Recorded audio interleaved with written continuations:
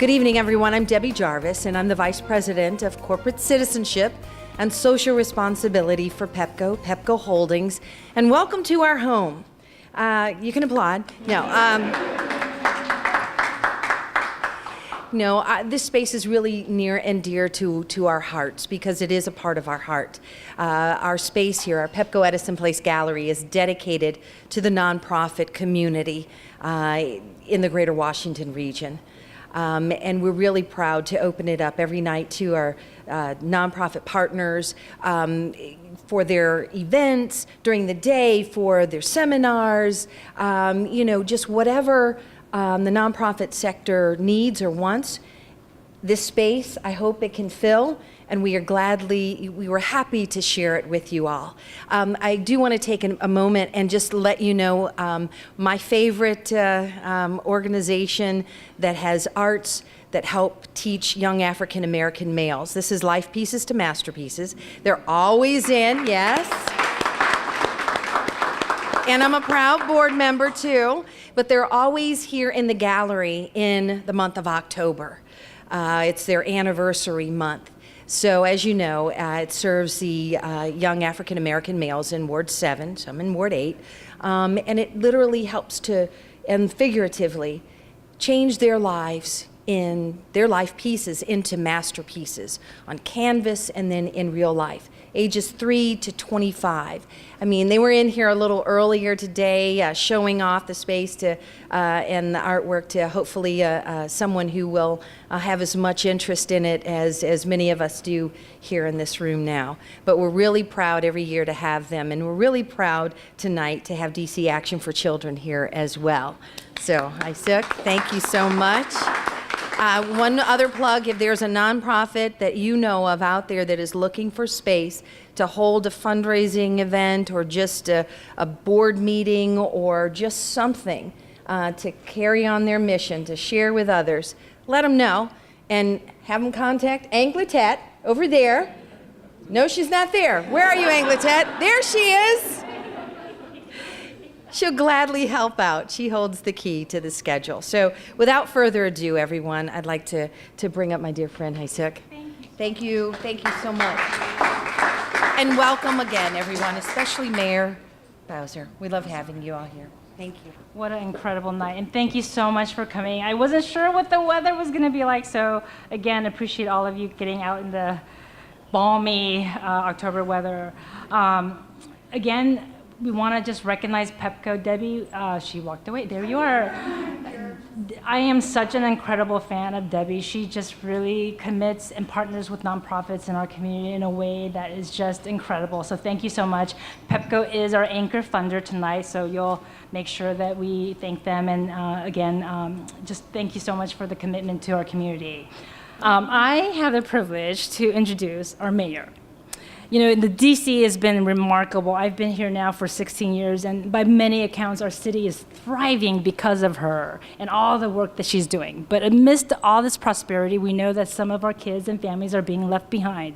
However, in this room, we have incredible leaders like our mayor, executive directors like Gloria Kaplan, and all the community organizations represented here really working to make sure that children of all zip codes and economic backgrounds have the full access to their full potential. Really, tonight is a celebration of all the work we're all doing together. I think without this partnership in this collaborative way, we cannot do what we're doing for this great city. And really, tonight we celebrate all the work of all the heroes and champions here, including our mayor. And we are so grateful that we have so many of you here in this room to recognize all the hardworking direct service providers. And without further ado, I am so honored without question, to introduce our mayor of the District of Columbia. Please help me welcome Muriel Bowser. Thank you. Well, good evening, everybody. I am very delighted to be here with DC Action for Children, and I am really pleased that Haisuk invited me to talk about how we can all work together to better the lives of children. And DC Action is really lucky to have a woman like Haisuk to help lead it. So give her a big round of applause. want to thank our friends here at PepCo also for making this gallery available for community use, nonprofit use. I've been to probably 1,000 events in this location. But to be surrounded, even when I walked in the door, I didn't know who was being displayed, but I knew it caught me immediately. So the work that is being done with life pieces to masterpieces is remarkable. I'm only sad that they didn't ask me to put up a piece that the children presented me with when I became mayor. So if you have an opportunity to come visit me in the Wilson Building on the 3rd floor, it's a remarkable piece that they presented me with that represents the whole city. And they even put all 8 wards on it. So you've got to come by and see it. And Haisuk is also right that we should be proud of the progress that we've made in this city, but we have to be concerned too that not enough people are participating in it. And when you're in the business of government, in policy, in budget making, in investing in families and people, in projects and initiatives all over the District of Columbia, like David Grasso and I are. And I'm pleased to be here with my friend who is the at-large council member, and he chairs the council's education committee. And he's been a great friend to us, David Grasso. Give him a big round of applause. So when you're in the business of government, you need information, you need data, and you need really smart people looking at numbers and looking at best practices and solutions that have worked in other places help to inform your own decisions. So that's why I'm so pleased that DC Action puts its brain power behind the number of children under the age of 5 that are living in poverty in our city. Sometimes I was at a conference recently and we were talking about data and technology, and my big pitch to that group was sometimes data, and the better we get at data, it shows us some real hard truths, So you can run from the truth, or you can embrace it and do something about it. And so our choice is to embrace the truth about where our kids are, how well they're doing in school, and where our families are as well. And I won't stand here as mayor of the District of Columbia for 10 months and tell you that it's easy. But I will tell you that we have a very real commitment to closing gaps in our city. That's the reason I ran for mayor, and that will be the hallmark of our administration, how we continue to grow, but tell the truth about the gaps and invest in real solutions to close those gaps. So we are very focused on our schools. We're very focused on early childhood education, and we're very focused on how we improve and leverage the investments that we're making. I think you know that earlier this year I announced the Quality Improvement Network to focus on raising the quality of early childhood education, and that's a good thing. I recently talked to members of the council who are equally supportive of how we're focusing on quality and holding providers accountable, but also making investments in training. I know that members of our collaboratives are here who are working hand in hand with all of our agencies to make the quality of life for families better here. And we're very grateful to the work that you do with CFSA to make sure that our most vulnerable children and families are getting the supports that they need. And I noticed too that you are honoring a friend, Lori Kaplan, tonight, and I know that she is very deserving of the work that she does, has spread, is well known, and this is a compliment. It's copied, so that's a good thing because we want to copy innovative programs that are working and make sure we continue to invest in them. So DC Action, congratulations on another wonderful year. Keep doing the hard work. Keep revealing the tough truths and making sure that this government, with its $13 billion, can invest in making sure that all Washingtonians have a chance. Have a chance. That's what we're all about. Thank you.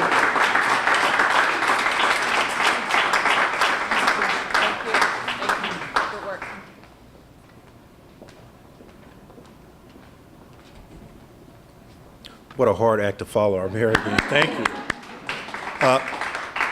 And I'm really just supposed to come up here and say thank you. I got a long list of thank yous on behalf of the board. As chairperson of the board of DC Action for Children, I just want to say thank you for everybody in the room coming out tonight. This is an amazing event. One of the things that really happens after an event like this, to see so many beautiful people, faces, and people that have like minds that are committed to social change and action. You energize the board, you energize the people in this room. And believe it or not, as much energy as Hyasuk and Lisa have, you energize those two as well.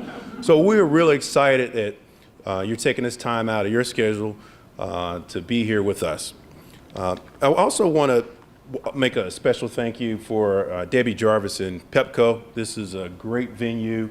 My first time here, and I see all the beautiful work, and I have a close friend, another Morehouse man, who's standing to my left, who's on the board there, and I have to say I'm very proud and pleased to see all of this work and what it really means to the children in our district.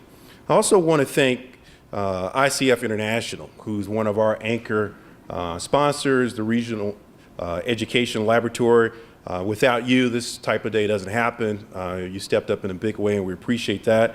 And there are many other sponsors that I want to just roll through and thank. Our hero level sponsor, Collaborative Communications Group, friend sponsors, Care First, Children's National Health Systems, M&T Bank, and our corporate partners are committed to ensuring that this is a prosperous city for our children. And we want to also thank Claude Dubois for the generous donation that we are so deliciously partaken upon. And then I want to thank Lisa Hamilton and Annie Casey Foundation. The work and the mission there really means a lot to me personally. Every time I think about the story of how that organization was started and the work that they're doing, it is really transmitted through our youth, through our city, and our country, making it a better place. I also want to recognize many of the other people in the room are council members who are committed to this. David Grasso, who will speak a few minutes from now, Council Member Charles Allen, Council Member Yvette Alexander, Council Member Vincent Orange, and the State Board of Education member Mary Lord, Deputy Mayor of Health and Human Services Brenda Donald. And again, we're really appreciative. And when you think about DC children, there's 115,000 children. 30% of those, almost 40,000, live in poverty. If we don't make a difference, who will? The good thing is, I think we're on the right trajectory. I was fortunate enough to be at an event last week and saw another one of our powerful women in the government and in the city, Kaya Henderson, and know that with the charisma of the people that are in this room, our leadership, the city is headed in the right direction, and there will be a change. So I just want to say thank you to everyone.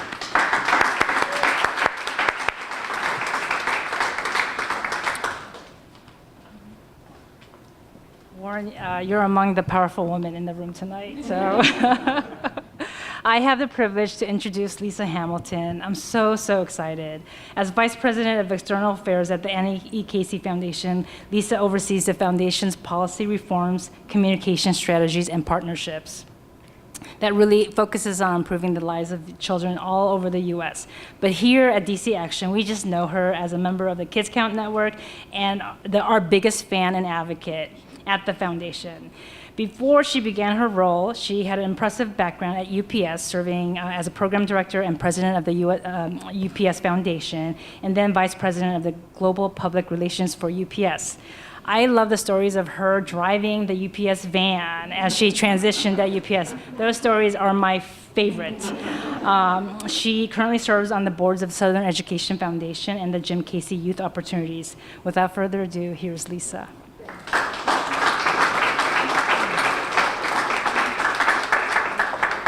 Good evening. I won't bore you all with my UPS stories, but just suffice it to say I don't drive a truck every day for a reason. I was not the best UPS driver, but it was quite an amazing experience. It is such a pleasure to be with all of you and to see all of the leaders across the city who have come out tonight on what is admittedly a chilly and rainy night to celebrate all that we can and should do for children.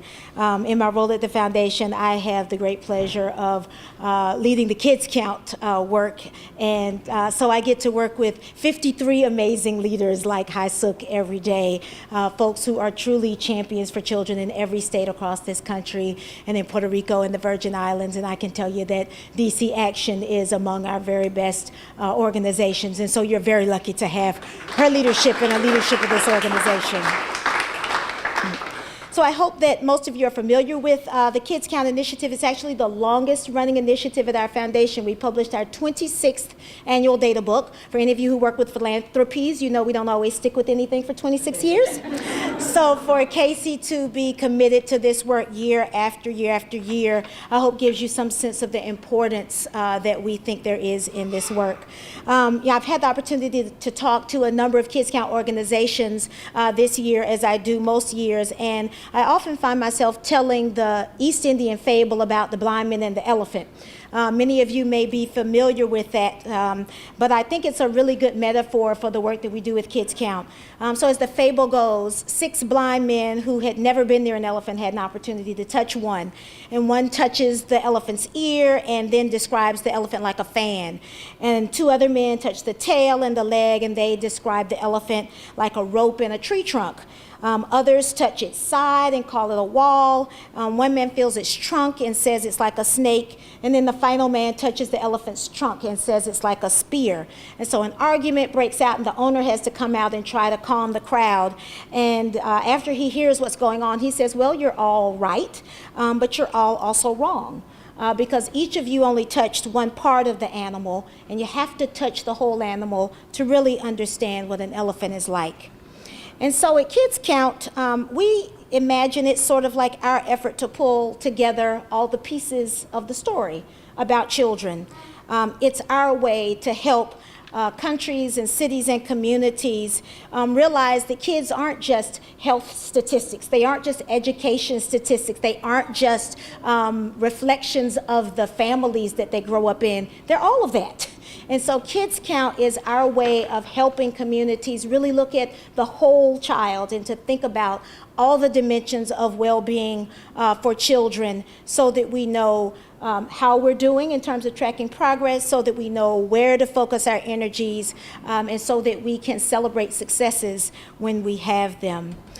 So when you look at what the data tells us through the lens of Kids Count, to keep my metaphor going, it actually shows that there is a real elephant in the room.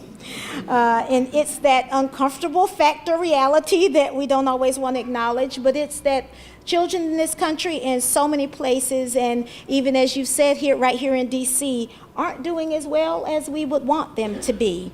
I often say, lots of people try to keep up with the Kardashians, but we aren't keeping up with the fact that 66% of kids in this country don't read on grade level by the time they're in the 4th grade. There's a show on Netflix, Orange is the New Black. It might be a great show, but a lot of what I see is that thousands of black and brown children are wearing orange in juvenile detention facilities and youth prisons around this country. And so every report we publish, every indicator we measure really tells us that our country's at a crossroads, and that either we make the right choices to get our kids on the right path, or else really our families and our neighborhoods and our country are at risk. And so it was good to hear leaders here in Washington, your amazing mayor, really reflecting on the work that you have to do in this city, but also the amazing progress that you have made. DC isn't unlike most cities across this country, that there are places where there are bright spots of hope, but also places where we know we need to shine a light on the work that's left to be done. And so it's wonderful that organizations like DC Action and leaders here in this room are making that happen. The other thing I want to share that the data tells us is that while there's certainly issue areas we need to focus on, there are certain populations of children that we need to focus on. And so if we're serious about improving the lives of children, we also have to consider the role that race plays in the future of so many children right here in the district. Despite gains across lots of different areas for all children, disparities in this country remain stubbornly persistent.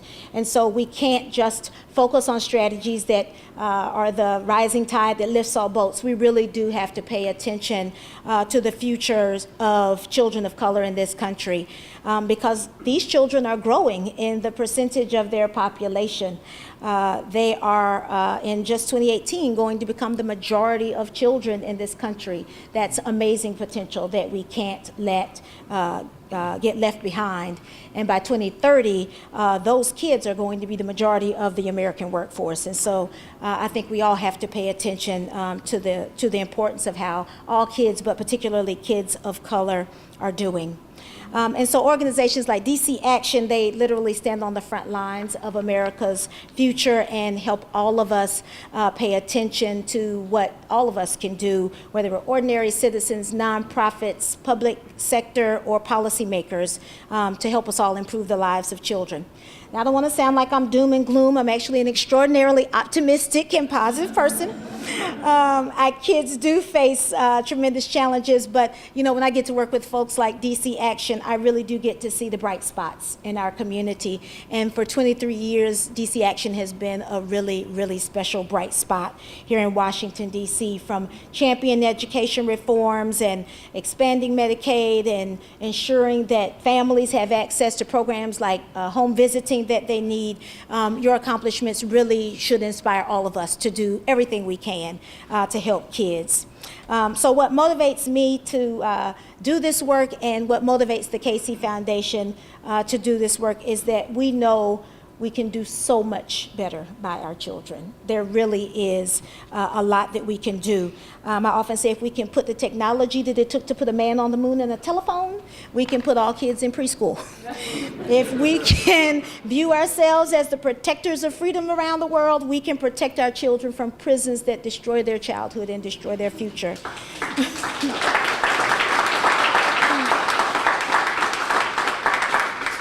And if we can be the wealthiest nation on country, there's absolutely no reason why any child should grow up poor in this country. And so with your passionate partnership, I think you are on the best path possible to create a bright future for the 115,000 kids who live here in Washington, D.C.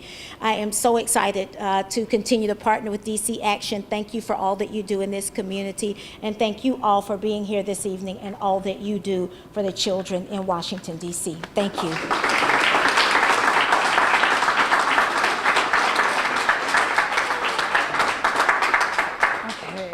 So I will not cry.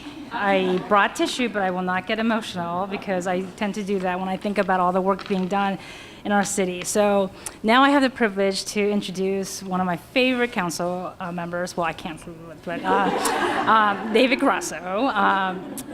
He's been, since his election in 2012, he has been an outspoken leader and passionate advocate for the needs of children and all residents of DC. As chair of the Education Committee, which he has been leading since January, he has a laser focus on improving educational outcomes, and without a doubt, just very committed. He's authored some pieces of legislation to address critical needs, including the Pre-K Discipline Amendment Act, which we were really pleased about, and the groundbreaking bill, the Universal Paid Leave Act, which would benefit low-income children and families tremendously. We're so excited about it. I have had the opportunity to work with Councilmember Grasso on numerous projects. I'm always shocked and surprised, but also just so touched that he's so thoughtful and engaged in his tackling policy issues, which are not easy, as we all know. And he seeks the knowledge and the content and the data on issues that only all of us can share with him. And so I really respect the fact that he engages all of us in his work. And so without further ado, Councilmember Grasso.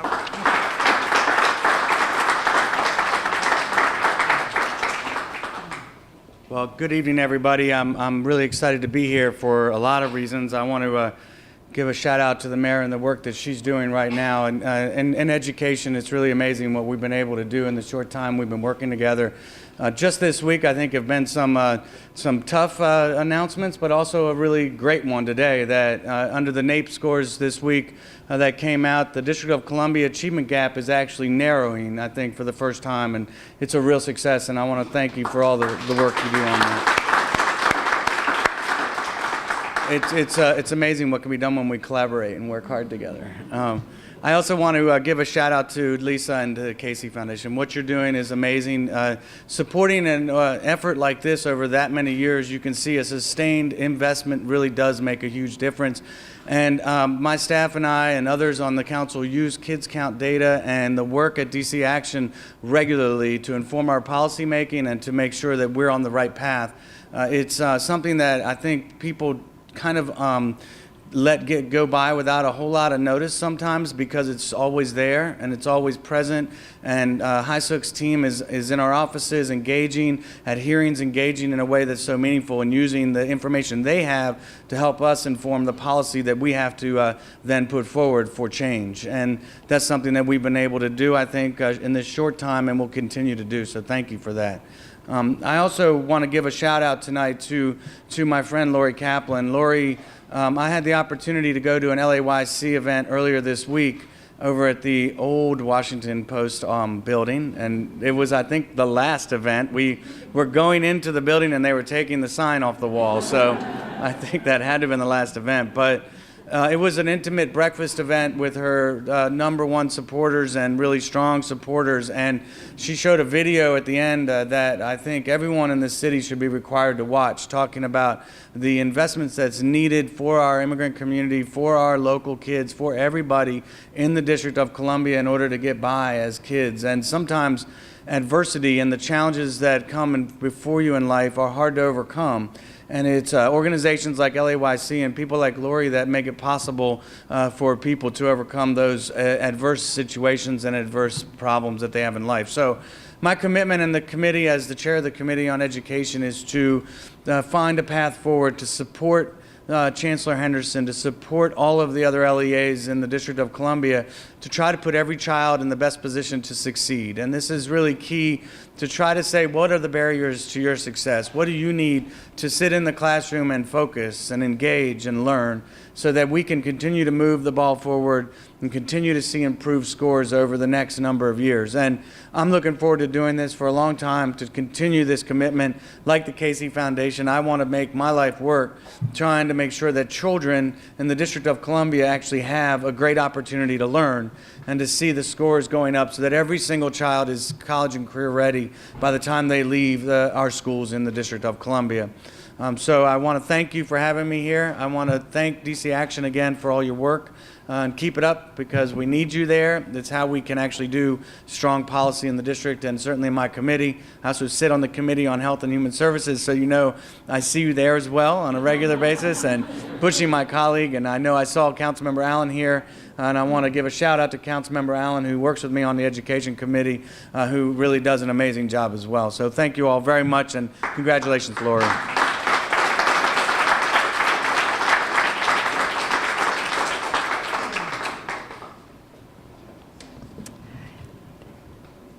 If we can't do it, then who else can? With the mayor, with all the leadership in the room, we can truly make a difference. Now, we wanted to keep the program very short so that we can mingle and eat and drink. So where's Lori? Lori, come on up. Okay. So tonight, we are delighted to recognize a true champion of children. We were overwhelmed with the caliber of this year's nominations, but there's no doubt that one name came to the top. As a tenacious leader who's gotten into the heart of the DC neighborhoods to work with children and youth who are most in need, Lori has withstood time.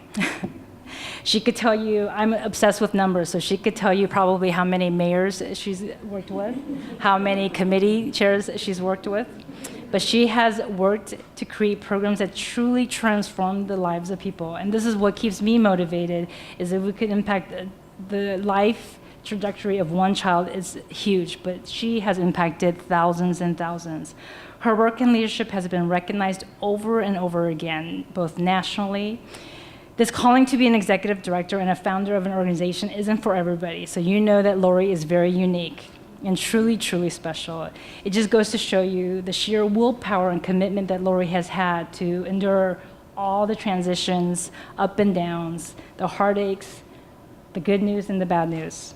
I personally am so honored that we are able to recognize her as a friend, mentor, and a leader in DC to really improve the lives of children. Please join me in applauding our nationally lauded nonprofit leader, charter school founder, social entrepreneurial, innovative, fearless leader, Lori Caplet.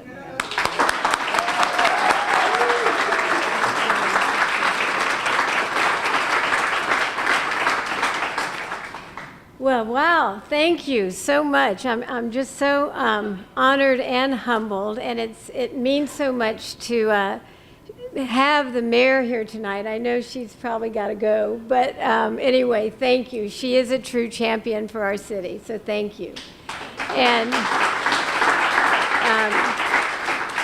to have David Grasso and council members here, you know, who I know are just friends to children, youth, and families, thank you. I'm so honored to share this with you. So first, I want to thank you, Haisuk, and Lisa, and your team. You know, DC Action is truly a local, regional, national, and international leader for their groundbreaking work with using data and graphics, but to tell a story so that that data does become real. And they tell the story of our city's children, youth, and families. They highlight the critical touch points that can make such a difference in a child's life and a family's life. DC is so fortunate to have them because I know they're a leader in the Kids Count Network, but they're also a leader in the nation. We must value and protect their advocacy voice in every way, every day. I know every single child and youth worker in DC anxiously awaits the results of the Kids Count document so that we can celebrate our success while relentlessly not giving up on the challenges. DC Actions for Children's founding mothers many years ago knew that there was a need for a strong voice for children and youth when they founded DC Act. And this has been proven time and time again, every single day, with the important work that you do on behalf of DC's children, youth, and families. So thank you very much. I'm going to keep it short, but I just want to say a few more things because I know we have great food and people. I want to thank my LAYC team and Araceli for nominating me. I'm incredibly fortunate and blessed to work with the greatest people every single day. The entire Youth Center team are true champions in many incredible ways, and I'm just standing up here on their behalf to say thank you. Honestly, there are so many champions for young people in this town. We are incredibly fortunate. Youth workers, advocates, counselors, mentors, after-school teams, teachers, school-based staff.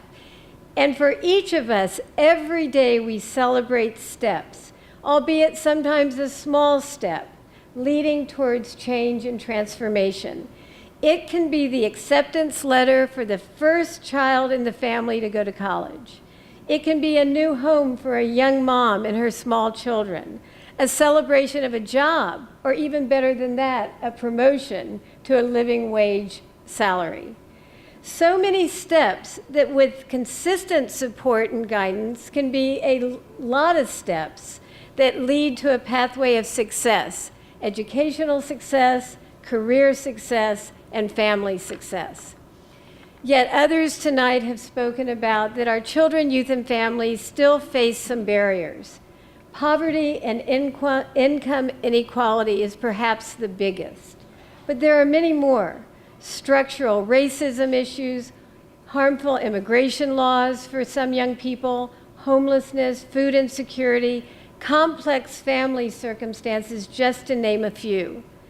Every day, alongside our talented, resilient, and spirited youth, as evidenced by these extraordinary paintings on the wall, we roll up our sleeves to support, guide, mentor, and navigate our young people through these challenges.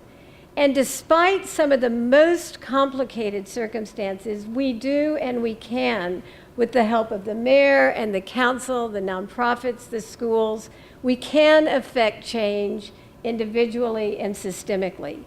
Just today, I met with the president of CCDC, and I learned that she is a champion for the DREAM Act in DC. It was wonderful to hear that. I know we'll be having some hearings soon, but we look forward to that hearing because we know that that change, when it comes to our city's higher education institutions, which has already happened in the surrounding communities, will make a huge difference in the lives of so many young people. Once approved, this will remove a major barrier. That's just one small example. Honestly, it is an honor to be here tonight with all of you. It is an honor to be a champion for youth in DC with all of you, and I thank you very much for this kind recognition.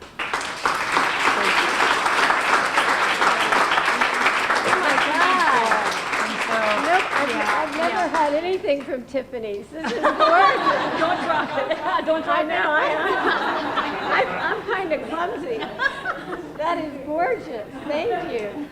So we'll I guess it's ready for Halloween. Huh? Just kidding. Just we'll kidding. wrap it up Just so you kidding. can take it with you. That is gorgeous. I said thank you. And thank you so much. Thank you. We will conclude the program, but I just want to thank a few more people, staff, Shauna, Tim, Lisa, our volunteer, Sherelle left, and our amazing board, Warren, who's a fearless leader, our board chair, David, Marseille, Erica, where's Erica? And Carmen, where's Erica? Okay, Erica could not make it today, and we have a few children here. I don't know if you saw that, and this is why we do what we do. And we also want to recognize staff from all the DC agencies, including the Attorney General's office, OSSI, I saw OSSI, DCP, oh, there you are, Elizabeth. And without this true, authentic partnership, we can't do what we're doing. So thank you so much for letting us partner with you in the way that we do. And that concludes our program. And I forget, one more shout out. Mary Lord, State Board of Education. And then I saw Councilmember Allen. Oh, there you are. Thank you. Another champion for children. Thank you so much. And we've worked with him on a couple of innovative literacy bills. So we're so thrilled that he was able to join us. So thank you again. This concludes the program.